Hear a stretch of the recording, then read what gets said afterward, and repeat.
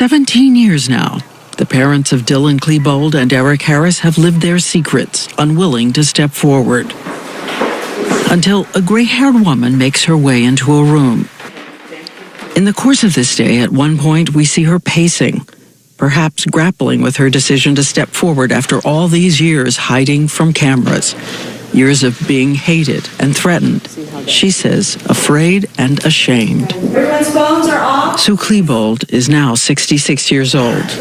Camera, slate. For the families of 13 people who died and 24 people who were injured, most of them children. Yes. What is it you want to say to them? The one thing, of course, that I want to say is I am so sorry for what my son did. Yet I know that just saying I'm sorry is such an inadequate response to all this suffering. There is never a day that goes by where I don't think of the people that Dylan harmed. And I use the word harm. Harmed. I think it's easier for me to say harmed than killed. And it's still hard for me after all this time. Is that about a certain need to deny what happened, or?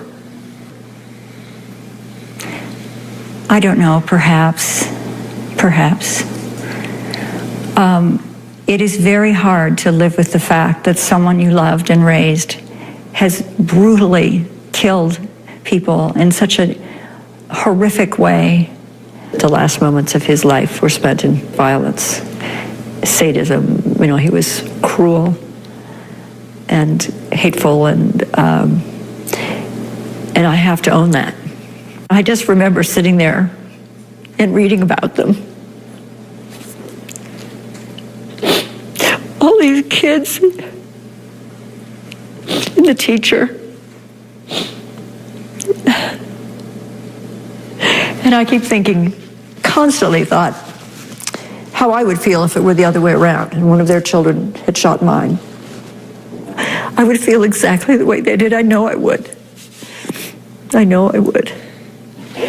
You blame the parents for being out. For all the parents who have said, well, I would have known something. I know. I would have just known. Before Columbine happened, I would have been one of those parents.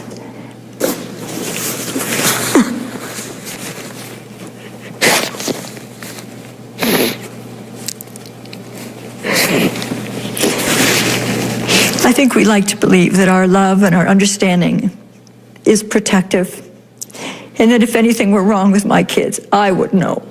But I didn't know. And I wasn't able to stop his hurting other people, and I wasn't able to stop his hurting himself. And it's very hard to live with that. Called him the sunshine boy? We did when he was little, yeah. He had this sort of a mane of golden hair, and it was just always thick and round, and he was such a happy, precocious, brilliant little child. She seems to be trapped in a contradiction. The son she once had, the murderer he became. She has written a book called A Mother's Reckoning. In it, she says all the lessons of her regret, which began on the day she woke up an ordinary wife and mother. Fast forward 24 hours, and I was the mother of a hate-crazed gunman. On April 20th, she was at the office where she works helping disabled college students. Right after noon, 12:05, her husband Tom, a geophysicist who works from home, calls and says it's an emergency. His voice sounded horrible, jagged, breathless. Something terrible is going on at the school. 911, what's your emergency? He tells her 2 killers wearing trench coats are shooting kids at Columbine High School. One of Dylan's friends has called worried that Dylan might be involved. He wasn't there for morning class, and he wears a trench coat.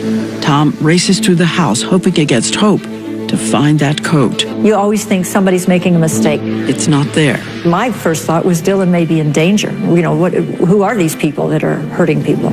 She has to drive 26 miles to get home, thoughts racing.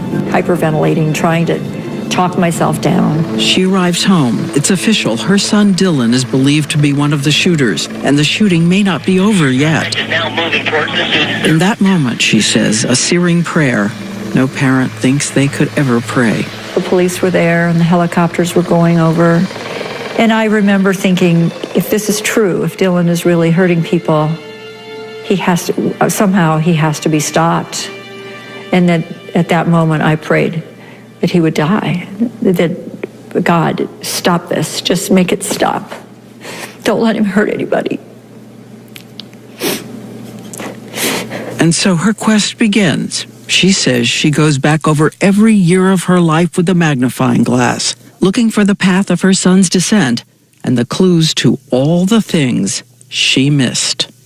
That's coming up next. Look at a kind of class picture. Can you pick out which ones will grow up to be school shooters? Almost 2/3 will be from two-parent homes. Nearly half of the kids will do well in school. 73% of them will never have been arrested before. And yet every child you see here will become a school shooter. In total, murdering 67 people. The child in this picture is Dylan Klebold. In her book, his mother writes, he wasn't the pinwheel-eyed portrait of evil we know from cartoons. He was shy, likable, with hands-on parents who put them to bed with stories and prayers and hugs. The Klebolds, the family who lived in this house in the foothills of the Rockies. Their 2 sons named after famous poets. Sue Klebold calls Dylan her shiny penny. In gifted classes, loved Little League, gave big hugs and kisses, and built tall ships out of Legos. And he wouldn't just work on one puzzle, he'd dump them all into a big mountain so that he could solve 5 or 6 of them at the same time. Sue Klebold says he was easily embarrassed, tearful and hard on himself if he made a mistake. He's shy heading into adolescence. He talked about looking weird. He was a tall, gawky kid with glasses. But he has friends, goes out to parties, Friday night bowling. She says some of his friends decide it's cool to look different from the jocks. They buy long black coats. But didn't you wonder why he wanted a trench coat? What was that about? Well, I was the kind of kid who loved to look different. I mean, I was an art major. She says she does notice something, that Dylan seems to be losing interest in good grades. He builds his own computer and spends more time alone in his room. And sometimes he's moody and irritable. But she now says, as she looks back over her life, she is making a big mistake. Her son is changing, but she writes off the changes as an adolescent phase. Sometimes he would seem, distant or quiet. And I remember asking him, are you okay? Are you sure you're okay? He seemed so tired, and he'd stand up and say, I've got a lot of homework. I need to go to bed. And you let it go. And I let it go.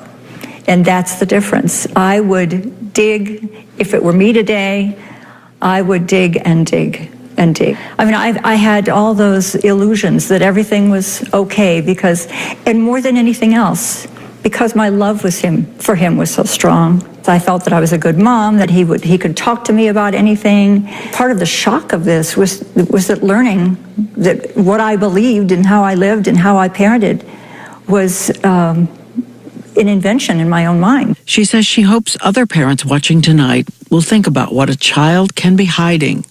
It's the summer after Dylan's sophomore year, long before Columbine. She has a journal, and in it she's writing, things have been really happy this summer. Dylan is yucking it up, having a great time with friends. She has no idea her 15-year-old son has begun a secret journal of his own. And his first entry is this, thinking of suicide. I hate my life. I want to die. I have a nice family, good house, couple of good friends, no girls, nobody accepting me, even though I want to be accepted. He plays the 9 Inch Nails song Hurt and makes a list of all the people he loves who will never love him back. Dylan? You can see him in this video, his junior year at Columbine. He seems self-conscious, a little wistful, but talks about the future, the classes he'll take to help get into college. So you get better chances after high school as far as college goes? Maybe a scholarship? Okay, let me ask you this. Are you an independent learner or group learner? Probably independent. But at this point, we want to be very clear. 80 to 90% of depression can be treated. And even suicidal depression is not an explanation or a pathway to violence. But Dr. Gregory Fritz, president of the American Academy of Child and Adolescent Psychiatry, wants to warn parents tonight that suicidal depression is real and can strike any teen, anywhere. Somewhere between 15 and 20% of high school kids say that they have thought about suicide in the past year. Let me repeat, 15 to 20% of adolescents seriously consider suicide, and that's at least one child in every American classroom. Every 95 minutes, a young person will take their life. Fritz says a lot of loving parents can miss something serious, sure that changes are just a phase. I've felt that as a parent myself, just, oh, please don't let it be so. I don't want to see it. Won't this go away? It's just a phase. The good news is, oftentimes it is. It can lead us to have blind spots. On the internet, thousands of kids make secret confessions. A teenage girl who seems to smile. Just like this eternal sadness. A high school star who says teenagers are better than adults at hiding depression. They're so afraid of the stigma. If you were to look at my life on the surface, you'd see a kid who was the captain of his basketball team, consistently on the honor roll and consistently at every party. You would say I wasn't suicidal, but you'd be wrong. Later in this broadcast, we'll tell you more about spotting teenage depression. Dr. Fritz taking questions online. But more than 17 years ago, Sue Klebold says she knew so little about teen depression, thinking the big problem in her house was her older son grappling with drugs. Were you distracted? Well, of course, because we're human. I mean, we all have things that distract us. You can't say I was too busy to notice that my son was falling apart. And heading down a path of destruction. Could you have prevented what happened to Columbine? If I had recognized that Dylan was experiencing some real mental distress, he would not have been there. He would have gotten help. I don't ever for a moment mean to imply that I'm not conscious of the fact that he was a killer, because I am. A year and a half before the Columbine massacre, her son is a junior, a series of troubling events. He hacks into the school computer system with some friends. They're all suspended for 3 days. He scratches an epithet on the locker of a kid he thinks is taunting him. Then the big shock. On the same day he makes that video talking about his future, he and another kid break into a van, steal electronic equipment, and police make an arrest. This is a felony. It was terrible. Counts. I know, absolutely. It was awful. And at the time, I thought that was the worst thing I could ever possibly experience. Dylan's cold reaction after the arrest scared and shocked her. He acted as if he had done nothing wrong. She says she gave him one of her lectures, trying to reason with him. I even talked about the 10 Commandments. I said it's wrong to steal under no circumstances is this right. And then we responded as most parents would. We took away privileges. She says a lot of days he was affectionate, planning for the future, applying to colleges. She didn't know he was writing in his journal how he wanted to get a gun to use on a poor SOB himself. One night, she's frustrated. He's not doing chores. He's withdrawn. She thinks he needs more discipline. She pushes him against the refrigerator. And I said, you know, you've got to stop thinking of yourself. You've got to stop being so selfish. But, excuse me, but I gave him the old mom lecture. And then I said, and by the way, today's Mother's Day and you forgot it.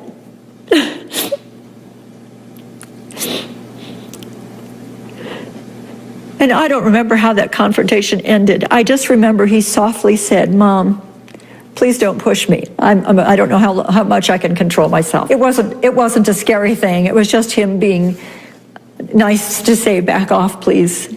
She says she blamed herself for pushing him too far. And then he went out and he got me a gift. It was a little watering can with African violets in it. And I thought everything was fine because he was so sweet. And inside, on his way to becoming a mass shooter. And there is no way to continue telling this story without going back to another little face in that class picture. A friend who was with him breaking into the van, Eric Harris. Is there anything that might have stopped the massacre at Columbine? We study pieces of a puzzle, clues about two boys, a deadly friendship, a converging destiny. I couldn't believe that someone like Dylan could intentionally hurt other people. It was inconceivable that that could be something he could do. We brought in former FBI agent Mary Ellen O'Toole, one of the world's leading profilers of the criminal brain. She has analyzed thousands of pages of evidence on Columbine and Dylan Klebold, and she concluded there is a turn he's about to take. I don't think he was always a violent young man. I think it evolved over time. You don't think school shooters just snap one day? Absolutely not. I have not ever seen where that has happened. I think he was in a very destructive friendship, which was very powerful, maybe even more powerful than what we think. Which takes us to another house, another set of hands-on parents. A friend said retired Air Force pilot Wayne Harris was like a Leave It to Beaver dad. Of course, I met his parents. We wouldn't have allowed our children to play with anybody that we hadn't met their parents or been in their home. Their son, Eric, has been a pal of Dylan since the 7th grade. No one knows he too has begun to keep a secret journal, and his journal is filled with venomous threats, graphic fantasies about revenge on people who've insulted him, people engulfed in flames, decapitated heads. According to O'Toole, Eric's sadistic, cruel ramblings signal a personality disorder, a psychopathic brain. He calls his writings the Book of God. These are people without a conscience. These are people without empathy, without guilt. But is Eric Harris really different from Dylan Klebold? Another expert on Columbine, Dr. Peter Langman, insists he is. Eric liked to draw weapons. He drew swastikas. He wrote about the Nazis. Dylan drew hearts. Dylan wrote about his search for true love. Eric, when he does refer to girls, is his fantasies of raping them. Someone who really is psychopathic is incredibly charming. They're manipulative. They are engaging. Eric writes about his ease going back and forth in a double life. Here, he's in court after the arrest on the van incident, talking to the magistrate with great respect. What kind of grade did you get? What's your curfew?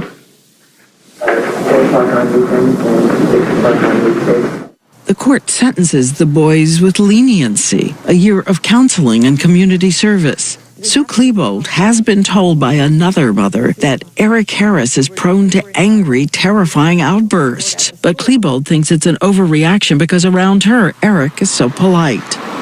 And so, like many other boys, Eric and Dylan play video games like Doom.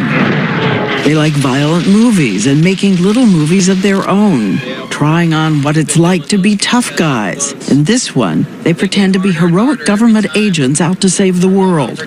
Eric is smooth. I think we might have to get some more weaponry. Dylan stumbles. It's a good thing we ordered those radioactive. The camera shuts down. And there is something else about the two of them that keeps coming up in research about other school shooters, too. 85% of these shooters are adolescent boys, so many feeling rejected by girls. The experts point to a crisis in masculinity during puberty, and there's a solution they get from everything they're seeing. In so many films and video games, you can pick up a gun and instantly you have power. Eric writes, everyone is always making fun of me because of how I look, how weak I am. Guns. I need guns. Dylan asks for one, too. He had asked me once if I would buy him a gun, and I had told him no. What was your policy on guns in the house? We kept no firearms in the house. But is it possible your son is hiding a gun or a journal about suicide? Sue Klebold says she used to look through his room during his junior year, but by his senior year, she decides to respect his privacy. With distance and regret, she now says how wrong that decision was. Would you ransack his room now? I would. I'd do it as if his very life was depending on it, and I would do it with love. Now, in doing something like that, we are violating privacy. Who's ruling the roost? If that room that you pay the mortgage on is being cut off from you, so you can't go in there, you have a problem. Now, does that mean they're going to go out and commit a mass murder? Not necessarily. But you have to know, you have to understand what's going on with them. The boys were already getting their hands on guns and hiding them. A girl, a school friend old enough to buy them legally, got them 3 at a gun show. And they get another gun, a semi-automatic, from a private seller. They train at a range. No. Eric Harris now writes, we have guns. I feel more godlike. And Dylan Klebold writes he now has a choice, committing suicide or going NBK with Eric. NBK, Natural Born Killers, the violent revenge movie by Oliver Stone. Which brings us to the central question about Dylan Klebold. What's up? Why did he go from suicidal to homicidal? Did Eric infect him with a kind of pathological virus? Or was it Dylan's presence that reinforced Eric's violent fantasies? We have talked to scientists all over the country who are studying how thoughts of violence could rewire the still developing teenage brain. But Mary Ellen O'Toole says all we know tonight is Dylan was now deeply disturbed. And it was more than just depression. Do you think Dylan Klebold knew right from wrong? Yes, absolutely he did. But it did not preclude him from being able to participate in the planning, to go through with it, to enjoy the planning, and to carry it out. I think everyone can accept he was depressed. Do you think he also had another mental disorder? Possibly. I think that's possible. I can't tell you what it might have been. Do you believe in evil? I don't think so. I don't think I do. Evil is a spiritual term, and it doesn't have any legal or behavioral meaning, and so I stay away from it. At this point, the clock is ticking down. It is now 2.5 months before the massacre. A mother worries about her withdrawn son, but allows herself to be reassured when he is released early from community service with a glowing assessment of his bright future. He's a good kid. You don't need to worry about Dylan. Then 1 month before the massacre, a final warning signal. Dylan Klebold writes a story for English class in which a man who looks like him takes out a gun and fires on students. The teachers call the parents in. She said it contained some bad language. And she said, well, I'll tell you what, I'll show it to the school counselor and see what he thinks. And then I said, so you'll call us if you think there's a problem. And she said, I will. And we never got a call. Why didn't you demand to see a paper that had worried the teacher enough to send it to a counselor? She says they asked Dylan twice. He said he didn't have it. They let it go. I did not grasp the seriousness of that paper. I don't think any of us did at the time. We reached out to that high school counselor, now retired, who read the story. He told us in a pre-Columbine world, he just didn't see it as a threat. That's not a red flag. It's not a red flag that would be indicative of someone absolutely going out and becoming violent, but it's enough of a red flag to say, okay, let's get going. Let's take a look at this young person. And O'Toole says if everyone had taken a look, it's striking what could have been seen. It turns out the boss at the pizzeria where Dylan worked had seen the two boys experimenting with a pipe bomb. Eric had been sent to therapy, a specialist, a psychologist, who apparently missed the murderous plan. And perhaps most shocking of all, the police knew Eric had a website. 10 pages of savage threats. Some frightened parents had alerted them. Police started to draw up a search warrant, but thinking they don't have enough, do nothing. After Columbine, there would be new systems designed to assess the full picture. But 17 years ago, two sets of parents, teachers, the pizza shop boss, counselors, doctors, and the police were all holding pieces of a puzzle, and no one put them together. And if you're wondering why you haven't heard from Sue Klebold's husband, Tom, after nearly 30 years of marriage, she says they are divorced, driven in different directions by grief, and he has chosen not to speak publicly.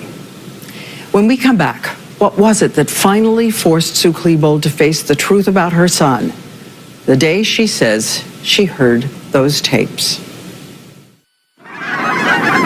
The weekend before the massacre at Columbine, Dylan Klebold gives a kind of gift to his mom, who has urged him to go to the prom. His date is just a pal, in fact, the girl who bought 3 of the guns. He dances through the night dressed up in his tuxedo, all the time knowing 4 days later he is going to dress up again, arm himself, and go to school to kill and to die. The autopsy says by suicide. April 20th. We all got up very early. I hear him bounding down the stairs past our bedroom door and really going quickly and heavily out the door, as if he were late. And I yelled, Dill, and he yelled, bye, and then sort of slammed the door. You said it was edgy, nasty, a kind of sneer. Yeah, it was bye. Her husband, Tom, says he's going to talk to Dylan when Dylan comes home. There's something going on at Columbine High School. Columbine High School. 850 KOA News Time. We're a community in shock. The media attention around the country. Let me just read you some of the headlines. School bloodbath. Suspects Eric Harris and Dylan Klebold. The Klebolds flee their house, living, she says, like desperate nomads, despairing. The surreal agony of cremating her son. The agony of the funerals of his victims. In her journal, she writes, I was worried about losing my sanity. After several weeks, she goes back to the state community college system. I would turn on a radio and people would be talking about me and calling me a disgusting person. She says, a saving grace, the friends who still believed in them. When they were in hiding, their neighbors posted a sign on the driveway, Sue and Tom, we love you, we're here for you, call us. And her colleagues at work helped camouflage her presence, no sign on the door. But you could have escaped with a different name? I did think about it. But the real thing that I finally realized was that I can't run from this. Changing my name and moving doesn't allow me to leave this behind. She says for months and months, her mind was looking for any way to deny the truth. Maybe Dylan was on drugs. Maybe he was forced to be there. She reached out to the victims' families, writing letters, but calling the incident a moment of madness. I believe this was a moment of madness. I believe this was some impulsive fluke that happened suddenly. Then, 6 months after Columbine, her denial is shattered. The Klebolds get a call from the lead investigator in the case, who brings them face to face with the inescapable truth of the evidence. Dylan took part in months of planning, in the purchase of the guns, and building 99 explosive devices, most of which failed to detonate, but were intended to kill hundreds and hundreds of people. And there he was on videotape, recorded as a kind of countdown to the attack. For more than 3 hours, a twisted manifesto of hate. It was horrible to see those tapes. They were posturing, they were acting tough, they were talking about all the horrible things they were planning to do. I remember at one point standing up because I thought I was going to be ill and I might have to run out of the room. She will make herself confront every merciless shot her son fired. She decided to put it in her book. I tried to be as honest about that as I could. I didn't want to make it graphic, but I wanted to make it honest. Because, from a mother's perspective, of course, there is a tendency to want to soften all the horrible things that he did. But as we said, she lives in the hell of that contradiction. She has said, I saw the end product of my life's work. I had created a monster. But still inside her, a mother's love for a son she lost. She hears the final word on the tape. He says, hey, Mom, I gotta go. Just want to apologize for any crap this may bring. Just know I'm going to a better place. Goodbye. He said, Mom, just the fact that he said it meant a lot to me. Yeah. The tapes never released. We're told they've now been destroyed. She writes in her journal, all I want to do is die. Then, 2 years later, the woman who prayed to die is diagnosed with breast cancer. She says during the treatment, something made her decide to try to live and turn the horror into purpose. You get to the point where you have to just sort of say, I can't stay with this level of intensity. And I just want to I have to let some of it rest and say, I didn't kill these people. Dylan did. It wasn't me. She says she begins a quest to learn more about violence, what she missed, lessons in the book. I'm donating the money. I want to make sure that I give the money to mental health organizations and suicide prevention. And I don't know what else I can do, but I felt that I had to do everything I could do. She talks to the parents of suicidally depressed kids about the way she wished she had probed and not dismissed or tried to fix everything. You listen and you don't judge and you don't react in terms of, oh my God, you can't think that. You can't possibly feel that way. Dr. Fritz says start by making time to sit in silence, open-ended questions. You don't need to have answers. How did that happen? You must have felt terrible when that happened. I would have felt terrible. Would you ask, do you feel suicidal? Absolutely. If a parent is worried about that, they should say that. They should ask their kid. Can you plant that idea in the mind of a... I've interviewed hundreds and hundreds of kids who have attempted suicide. They never said, oh, somebody asked me about it and that tipped me over. They're thinking about it long before anybody asks, and oftentimes it's a relief to have somebody ask. And Sue Klebold also talks to those other pariahs, the parents of other school shooters. So we had a question. What about the parents of Eric Harris? Does she blame them for what they missed? I don't blame them. I don't. They are not Eric. Have you talked to the Harrises recently? Do you want to? I do talk with them occasionally. I don't feel able to represent them in any way, and I want to make sure that I protect their privacy. That is all she would say. The Harrises would not return our calls. Coming up next, is there anything that might prevent a school shooting? We're going to show you when we come back. More shots being fired at the tower. It is August 1966. Austin, Texas was held in the grip of a terror which began in killing and ended in killing. American television riveted on a college student, former Marine Charles Whitman, the son of an abusive father. He climbs to the top of the University of Texas Tower, shoots and kills 14 people, wounding 32 others before he is taken down. It is hard to believe after Whitman, it would be another 30 years before a school shooting with such a high death toll, especially since after Columbine, there's a steady stream of assaults. Law enforcement says 50 rampage school shootings, and ABC News has estimated at least 79 thwarted plots. More than half of them mentioning Columbine. Columbine was a new kind of shooting. Again, former FBI profiler Mary Ellen O'Toole. Like a military mission. We're just seeing one right after another, and each one learns from the other, which also is very concerning. It's not just copycatting. We reviewed cases over the years and found that the number of younger shooters per year has more than doubled since Columbine.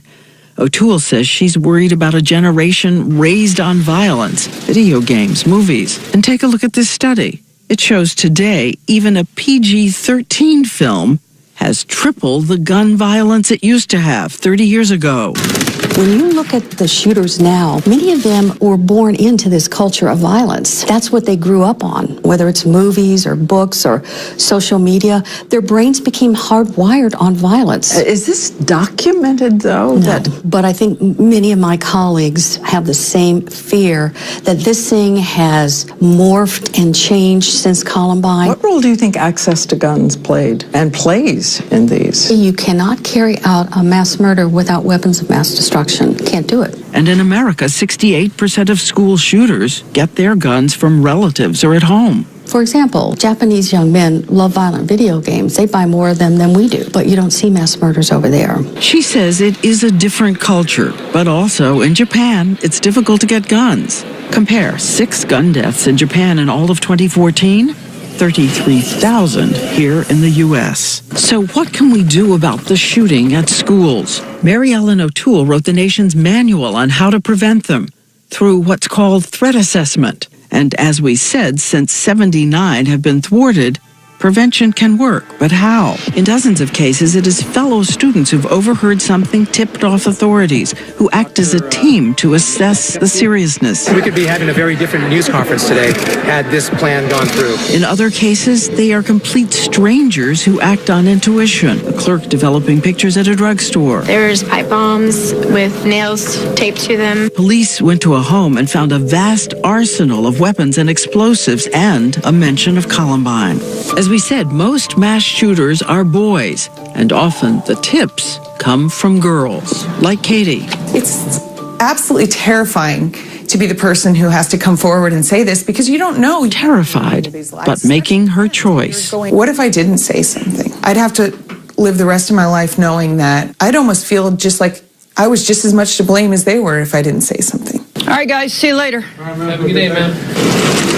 Police officers like Captain Cheryl Newman-Tarwater in Los Angeles are asking for everyone's help in the race against time. Her unit alone has 37 ongoing cases. It's not about everyone, tattling on each other or I'm going to tell on you. It's not about that. It's about looking at your environment and wanting it to be safe as possible and wanting to help folks get help if they need it. Need it like this young man, who has come forward in shadow to make an appeal. He was once a depressed teenager talking about a plot of violence against other students, but some of his classmates turned him in. He says tonight how grateful he is for his wife, family, career, and his second chance. For the love of God, reach out and talk to someone. It could be your parents. It could be the school guidance counselor. If I can say something tonight, no matter how small it is, to maybe help even one person who went through something similar to what I was going through, then I guess it'd all be worth it. Anyone can be the person who observes the behavior and decides that they will not interpret it themselves. And most of the time, frankly, it is a nothing. But maybe it's just that one peek into what could be the next Columbine. Next, the one other thing Sue Klebold wants to say to the victims' families tonight. We were very near my old house. Sue Klebold says today joy is really just a moment without suffering. Isn't this beautiful? She knows no suffering like that of the victims' families. Last week, we tried to call every single family. Some of them expressed anger, like the father of Daniel Rohrbaugh, who said, except for the letter she wrote, he never heard her say she's sorry. We don't know if he watched tonight, but this is what he said years ago. There's a false teaching that says forgive everyone, God forgives everyone, because he doesn't. He doesn't. He never forgives the unrepentant. Patrick Ireland, the boy who tried to escape out the window and suffers traumatic brain injury, said he just wants to forget their names and move on. But other families told us they want to offer Sue Klebold their prayers and their grace. Rachel Scott was the first to die at Columbine. Her family has a foundation teaching forgiveness because they say that's the way God flows through us to help others. Anne-Marie Hochhalter, a bullet paralyzed her from the waist down. I realized that holding on to that anger does nothing. It just brings you down. Tom Mauser, who wears his son's shoes as he makes his way through life on a mission for Daniel. He fights to keep guns out of the hands of kids and criminals. He told us he actually met with Sue Klebold, and the meeting helped turn his anger into understanding. And she says tonight she wants the families to know she's ready to offer anything else that will help. I don't want to impose myself to do that because it has to be about them and their healing and what they need. So many people, as someone said, sentenced to a life of grief with no parole. After our interview is over, she walks outside in the foothills of the Rocky Mountains and tells us sometimes she finds herself drawn to a place that has a plaque with these words, "It brought a nation to its knees. What have we learned?" It's the Columbine Memorial. I feel kind of unwelcome there, of course, that perhaps I'm intruding. But someday, if you go to that memorial, you just might see a gray-haired woman sitting there, quietly, alone. I've spent quite a bit of time there, but I don't go there often. Sometimes I just sit there and think.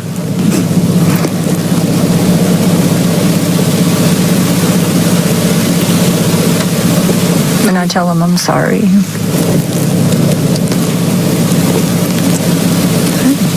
Yeah.